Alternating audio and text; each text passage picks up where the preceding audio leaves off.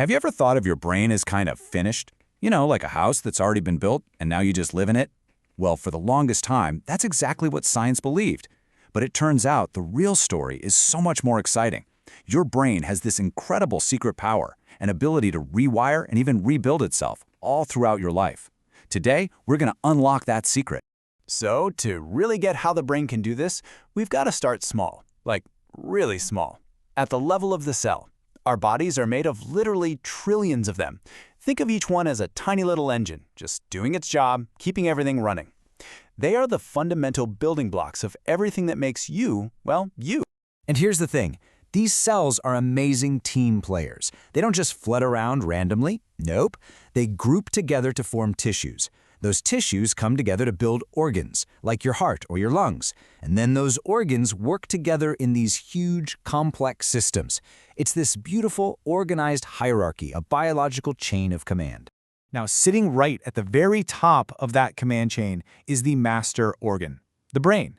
And for generations, our understanding of it was totally dominated by one single rigid belief, a belief that was basically scientific law for 100 years.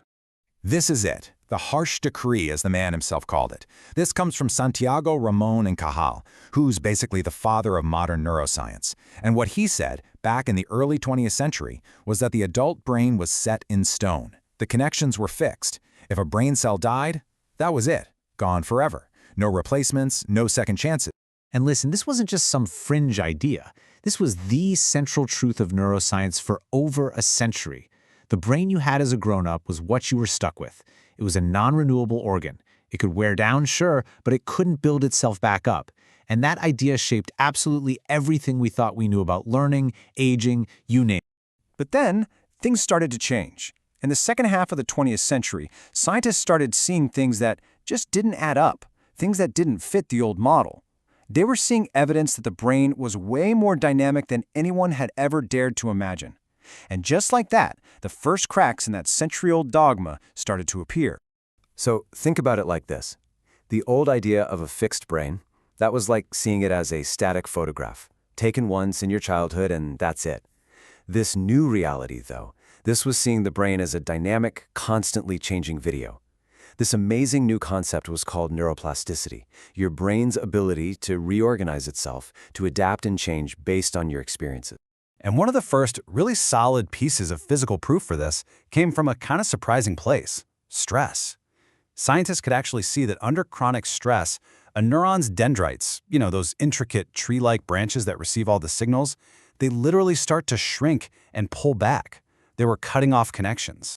But here's where it gets really fascinating. It's not a simple process. In the hippocampus, which is a key area for memory, that chronic stress makes the dendrites shrink. But in the amygdala, the brain's fear center, that exact same stress actually makes the dendrites grow and get more complex. It's a physical remodeling of the brain. And, this is the crucial part, it's reversible. Once the stress is gone, the brain can start to undo those changes. Okay, so just rewiring the brain's existing circuits, that was already a massive deal, a total game changer. But it still didn't touch the very core of Cajal's harsh decree, that nothing may be regenerated. So what if the brain could do more than just remodel? What if it could actually build brand new parts? This was the ultimate question, right? Could the adult brain, this supposedly non-renewable organ, actually create brand new brain cells from scratch? For decades, the answer from the scientific community was a firm, resounding no way. And then, researchers using all these new techniques found something pretty incredible. They found a number, just a number, 700. What on earth could that possibly mean for the adult brain? It's the number of brand new neurons your brain generates every single day in one specific region, the hippocampus. This wasn't just rewiring. This was new construction. This one discovery completely shattered a century of scientific dogma. And yeah, this whole incredible process has a name: adult neurogenesis. It's been called the single most appealing part of neuroplasticity. It's the literal birth of new, functioning brain cells right inside a fully mature brain. It's amazing. Now, it's really important to know this isn't happening all over the place. The brain has these two main neuron nurseries. One area creates new cells for your sense of smell, but the other one, the one we're really focused on, is in the hippocampus. And those new neurons get plugged right into the circuits for learning and memory. And this, right here, is where the story stops being about the brain and starts being about your brain. Because this whole process of adult neurogenesis, it's not just some passive thing happening in the background. It is profoundly, deeply influenced by how you live your life. You actually have a say in this. And this is basically what that control looks like. Your lifestyle choices are the knobs and dials on this system. Things like physical activity, learning new stuff, having rich experiences, those are all accelerators. They turn up the production of new neurons. But look, there's a big one that works the other way. Chronic stress. That's a powerful brake on the whole process. I mean, it really couldn't be clearer, could it? The life you lead creates a very real biological reality inside your head.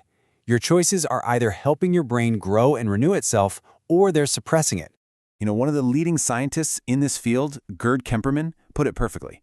He said that the huge number of things that can regulate this process just shows how incredibly sensitive your brain is to your life. It is constantly listening and responding to what you do, what you experience, and where you are. So let's just throw out that old idea for good, shall we?